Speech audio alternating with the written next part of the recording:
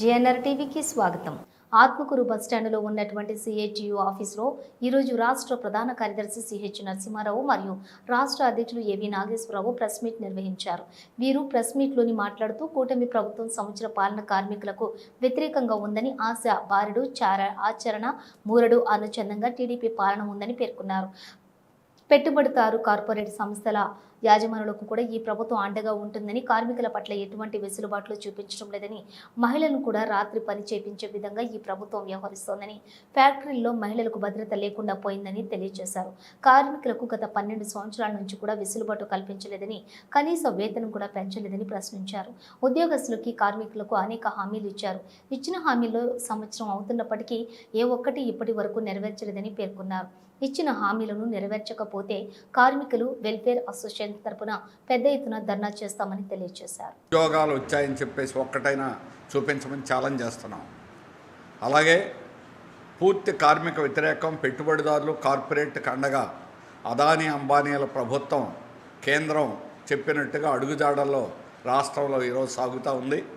అందుకనే 2 రోజుల క్రితమే ఈరోజు చట్టాలను సవరణ చేస్తూ రోజుకు 12 గంటల పని, మహిళలకి రాత్రిపూట ఇష్టం లేకపోయినా బలవంతంగా పని చేయాలి, ఫ్యాక్టరీల్లో భద్రత అనేటువంటిది లేకుండా, దాని మీద తనిఖీలు అనేటువంటిది లేకుండా చేయడం ఇదివరకే చేశారు. ఎవరు అడిగేదానికి లేదు. అందువల్ల ఏ పిఎఫ్ చట్టం కానీ, ఈఎస్ఐ చట్టం కానీ, ఏ ఒక్క చట్టాలు రాబోయే కాలంలో అమలు కాకుండా పోతున్నాయి. ఇదే యజమానులకు వెసులుబాటు కల్పించాలి కదా అని చెప్తున్నారు ఆయన. కానీ కార్మికులకు వెసులుబాటు అక్కర్లేదా? కార్మికులకు జీతాలు పెంచక్కర్లేదా? 12 సంవత్సరాల నుంచి రాష్ట్రంలో జీతాలు, కనీస వేతనాల మార్పు అనేది చేయాల. 12 సంవత్సరాలు అయింది. జీతాలు పెంచకుండా ఈరోజు ధరలు విపరీతంగా పెరుగుతున్నాయి. కార్మికులు ఎలా బతకాలి? గడ్డి తిని బతకాలా? యజమానులు ప్రభుత్వమేమి నేరుగా ఇవ్వక్కర్లా. జీతాలు పెంచితే యజమానులు ఇస్తారు. లాభాలు అత్యధికంగా గడిస్తున్నారు. 200% లాభాలు సిమెంట్ పరిశ్రమ, ఆక్వా పరిశ్రమ, ఫార్మా కంపెనీ. రాష్ట్రంలో 10 మంది ధనవంతుల్లో 7 మన రాష్ట్రంలోని ఫార్మా కంపెనీ యజమానులు భారీగా పోషిస్తూ ఈరోజు కార్మికులు కనీస వేతనాలు కూడా అందకపోతే, కార్మికుల యొక్క డబ్బులు 1000 కోట్ల పైన ఈరోజు కార్మికుల యొక్క వెల్ఫేర్ బోర్డు, కార్మికుల డబ్బులు అవి కార్మికుల యొక్క పేరుతోటి బిల్డింగ్ యజమానుల దగ్గర నుంచి వసూలు చేసేటువంటి సెస్, మైనింగ్ సెస్, ఇలాంటివన్నీ కూడా ఈరోజు రాష్ట్ర ప్రభుత్వం తీసుకుంటుంది. పర్మనెంట్ అనేది లేకుండా చేశారు. నో పర్మనెంట్, కాంట్రాక్ట్ అవుట్సోర్స్ పేరుతో రాష్ట్ర ప్రభుత్వం కింద ఈరోజు దాదాపు 4 లక్షల మంది పనిచేయాల్సిన పరిస్థితి వచ్చింది. ఎవరిని రెగ్యులరైజ్ అనేది లేకుండా హైర్ అండ్ ఫైర్, ఇష్టం వచ్చినట్టుగా తొలగించేదానికి యజమానులకి సర్వ హక్కులు కల్పించారు. అంటే ఆయన ఏడాది పాలన సందర్భంగా నిర్ణయించినట్టుగా అనిపిస్తూ ఉంది. ఒకటి, 10 గంటలు పెంచడం. రెండోది, రెస్ట్ కావాలంటే ఎక్కువ గంటలు పనిచేయాలనడం. మహిళలకి రాత్రిపూట కూడా పని చేయించడం. మహిళల మీద దాడులు పెరుగుతున్న పరిస్థితి ఉంది. మహిళలకు రక్షణ లేని పరిస్థితి ఉంది. ఎటువంటి రక్షణ లేకుండా రాత్రిపూట పని చేయించడం అనేది సరైనది కాదు. ఈ నిర్ణయాలను ఉపసంహరించుకోవాలని చెప్పి సిఐటియు డిమాండ్ చేస్తోంది. ఇతర కార్మిక సంఘాలు కూడా ఇప్పటికే ఆ డిమాండ్ ముందుకు పెట్టాయి. వీటిని కనుక ఉపసంహరించుకోకపోతే భవిష్యత్తులో పెద్ద ఎత్తున ఉద్యమిస్తాం.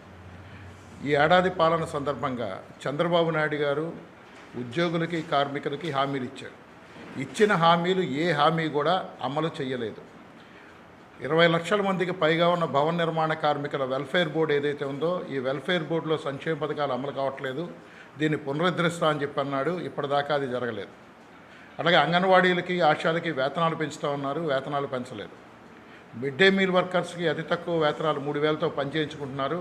వాళ్ళ వేతనాలు కానీ ఇతర సౌకర్యాలు కానీ కల్పించకపోగా ఒక వారం రోజుల క్రితం ఒక డాక్యుమెంటరీ రిలీజ్ చేశారు. విజయవాడ నగరంలో, తిరుపతిలో, మరో జిల్లాలో ప్రైవేటు స్వచ్ఛంద సంస్థలకి మిడ్ డే మీల్ పథకాన్ని, ఏఎస్ఆర్ జిల్లాలో స్వచ్ఛంద పథకాన్ని ఇచ్చేయడానికి డాక్యుమెంటరీ రెడీ చేశాడు ఆయన. అంటే ఒక వేడివేడి ఆహారం పిల్లలకి మిడ్ డే మీల్ కార్మికులు పెడుతూ ఉన్నారు. అలా కాకుండా ఎక్కడో వండి తీసుకొచ్చి చల్లారిపోయిన అన్నం పిల్లలు ఎవరు కూడా అంగీకరించలేని పరిస్థితి. అంటే ఇవన్నీ కార్పొరేట్లకు అనుకూలంగా తప్ప మరొకటి కాదు. అలాగే ఈ రాష్ట్రంలో 1 కోటి మంది అసంఘటిత కార్మికులు ఉన్నారు. అది భవన నిర్మాణం కావచ్చు, ఆటో కావచ్చు, ట్రాన్స్పోర్ట్ కావచ్చు, లేకుంటే హమాలీలు కావచ్చు, వీళ్ళందరికీ కూడా సంక్షేమ బోర్డుని ఏర్పాటు చేస్తానని చెప్పి మేనిఫెస్టోలో పెట్టారు. ఈ రోజు దాకా కూడా అది జరగలేదు. అలాగే కాంట్రాక్ట్ అవుట్సోర్సింగ్ ఉద్యోగుల సమస్యలన్నీ కూడా తెలుసు, వీటన్నిటిని కూడా పరిష్కరిస్తాయి 3 లక్షల మంది కార్మికులకు అన్నారు. ఈ రోజు దాకా పరిష్కరించకపోగా ఉన్న ఆప్కాస్ ఏదైతే ఉందో ఆప్కాస్ను రద్దు చేయాలని చెప్పి ఒక ఆలోచన చేసి దాని మీద ఒక కమిటీని ఏర్పాటు చేశారు.